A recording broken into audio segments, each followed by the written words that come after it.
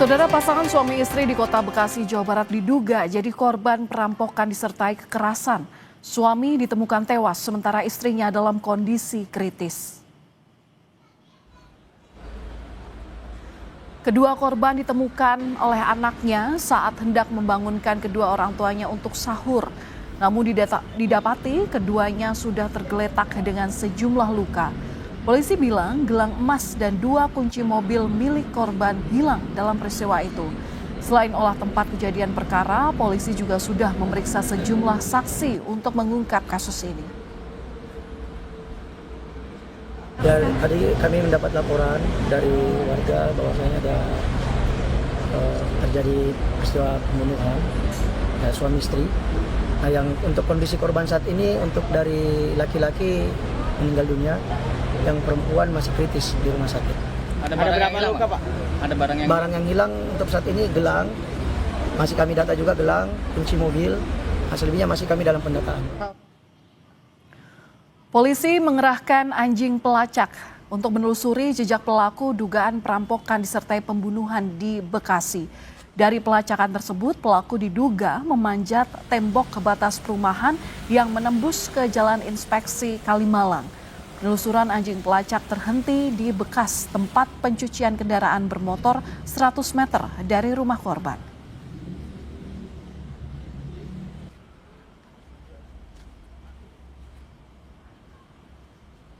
Saudara, pasangan suami istri di Kota Bekasi, Jawa Barat diduga jadi korban perampokan disertai kekerasan. Suami ditemukan tewas sementara istrinya dalam kondisi kritis. Dan untuk membahasnya lebih lanjut, sudah bergabung Kasat Reskrim Polres Metro Bekasi Kota, ada Kompol Andi Muhammad Iqbal. Selamat malam, Pak Andi. Selamat malam, Mbak. Iya, Pak Andi, bisa dijelaskan terkait kronologi peristiwa ini seperti apa? Bisa kami sampaikan untuk kronologi singkatnya. Bahwasanya pertama kami menerima laporan, Mbak, dari korban, yaitu anaknya. Bermula kejadian ini yaitu pada saat anak korban biasanya setiap mau sahur jam 3, pukul 3 pagi itu, ibu korban selalu membangunkan anaknya untuk persiapan sahur. Nah, pada saat kejadian, korban tidak dibangunkan. Ya, ada kejanggalan dari kebiasaan ya, di ada sini. Kejanggalan. Ya? Betul, sehingga alarm anak korban itu bunyi otomatis, Mbak, pada pukul 4.15. Ketika bunyi, anak korban kaget. Ini sudah mau imsak, tapi belum ibu korban belum datang untuk membangunkan ataupun memanggil, sehingga yang bersangkutan turun ke bawah, kemudian mengetuk-ngetuk pintu. Nah, pada saat turun ke lantai bawah itu, situasi masih dalam keadaan gelap, Mbak. Kemudian anak korban berusaha mengetuk-ngetuk, tapi tidak ada jawaban. Namun yang bersangkutan mendengar kayak suara rintihan di dalam kamar. Tapi tidak ada suara, cuma suara rintihan.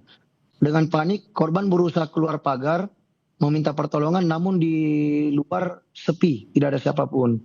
Kemudian korban segera menghubungi keluarganya, kerabat dekatnya, dan tak lama keluarganya datang, kemudian mencoba mendobrak pintu, namun handle pintu itu dirusak, Mbak, oleh terduga pelaku. Akhirnya bersama keluarganya memecahkan pintu dari depan, memecahkan kaca, memecahkan kaca jendela. Nah, setelah dipecahkan, kemudian korban masuk bersama keluarganya dan melihat bapaknya sudah bersimbah darah di atas tempat tidur. Ya. Kemudian ibu di lantai dasar. Ya, baik. Pak, terkait penyelidikan untuk saat ini, apakah ada CCTV di lokasi kejadian yang bisa didalami? Untuk CCTV kami sudah lakukan screening, Mbak, bersama di backup oleh Resmob dan Jatan Ras Polda. Untuk CCTV sendiri kami baru temukan itu yang terpasang di tetangga korban, pas di sebelahnya. Sudah kami juga lakukan pengecekan, CCTV hanya menghadap ke jalan depan rumah tetangga korban, tidak terekspos di halaman rumah korban persis, dan sudah kami cek itu tidak ada yang melintas, Mbak, di jam 12 sampai jam 3, jam 4 gitu. Nah, di sisi lain kami juga tidak menemukan CCTV lain. Tapi sampai saat ini petugas masih terus memaksimalkan untuk melakukan penyelidikan. Oke. Dari olah TKP awal, dari penyelidikan awal, ini murni perampokan atau ada motif lain, Pak? Untuk saat ini, karena juga korban sudah membuat laporan polisi dengan pasal curas Mbak 479 ayat 4 dengan luka berat, dengan ancaman hukuman mati atau 20 tahun penjara atau seumur hidup. Untuk saat ini motif kami belum bisa menyimpulkan, namun untuk pasal yang kami gunakan pasal curas, Mbak. Oke. Pak, ini kan CCTV terbatas, kemudian juga mengenai anjing pelacak ini juga sempat terhenti dalam proses pencarian dari jejak pelaku. Bagaimana dengan upaya untuk penemuan pelaku? Sudah adakah titik terang di mana keberadaan pelaku ini?